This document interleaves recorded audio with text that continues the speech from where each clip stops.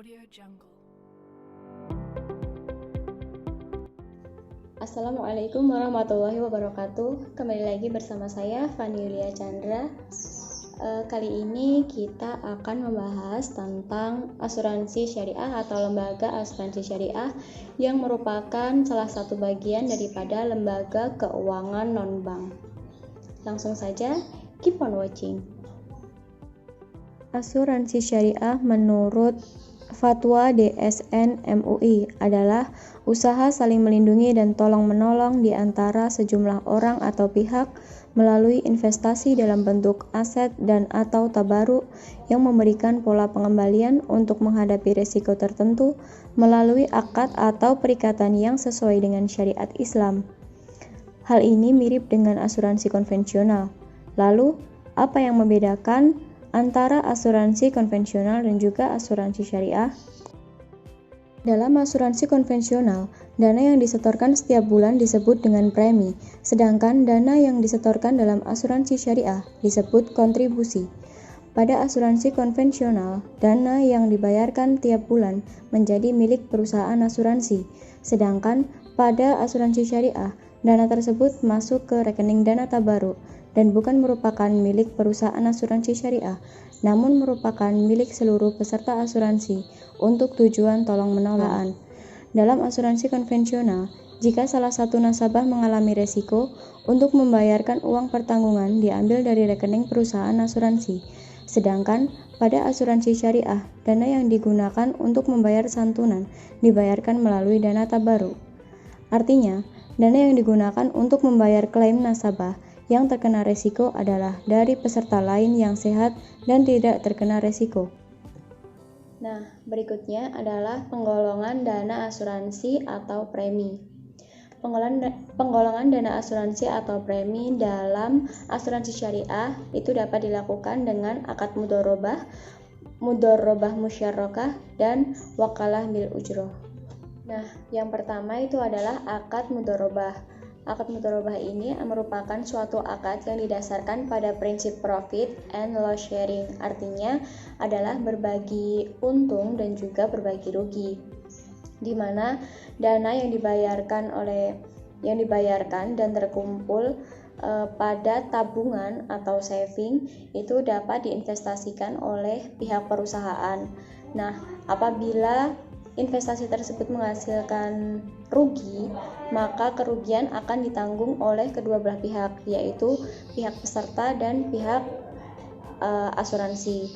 Sedangkan jika investasi tersebut memperoleh keuntungan atau laba, maka laba tersebut akan menjadi milik bersama.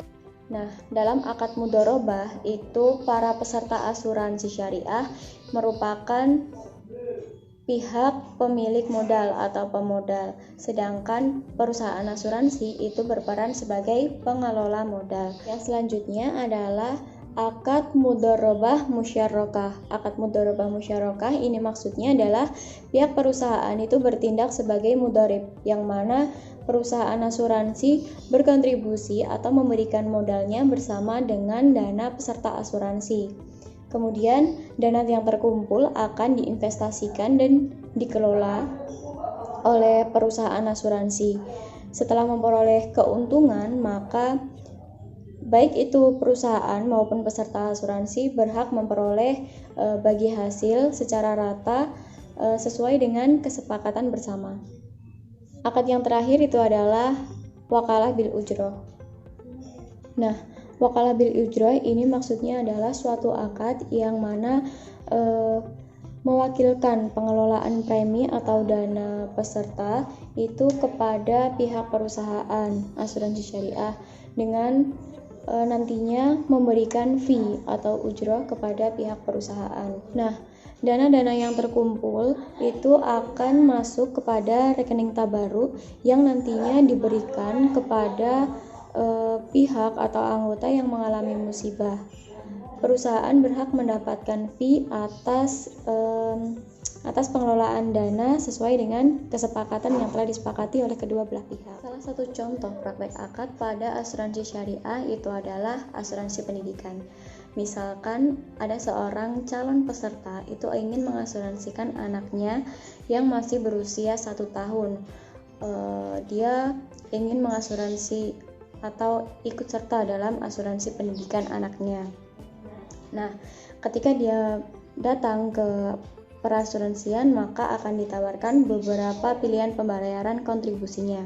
Yang pertama itu adalah tabungan sebesar 1 juta per bulan, kemudian yang kedua sebesar 750.000 per bulan, yang ketiga adalah 500.000 per bulan. Nah, jika peserta itu memilih berkontribusi atau membayarkan tabungan sebesar 1 juta per bulan, maka total tabungan selama 10 tahun yang diperoleh peserta tersebut adalah sebesar 120 juta. Nah, kemudian bagaimana pembagian dana pada saat anak daripada calon peserta tersebut masuk ke jenjang SD, SMP maupun SMA serta perkuliahan. Nah, ketika SD, dana yang dikeluarkan atau yang kami keluarkan itu sebesar 15 juta daripada tabungan yang dibayarkan peserta tersebut.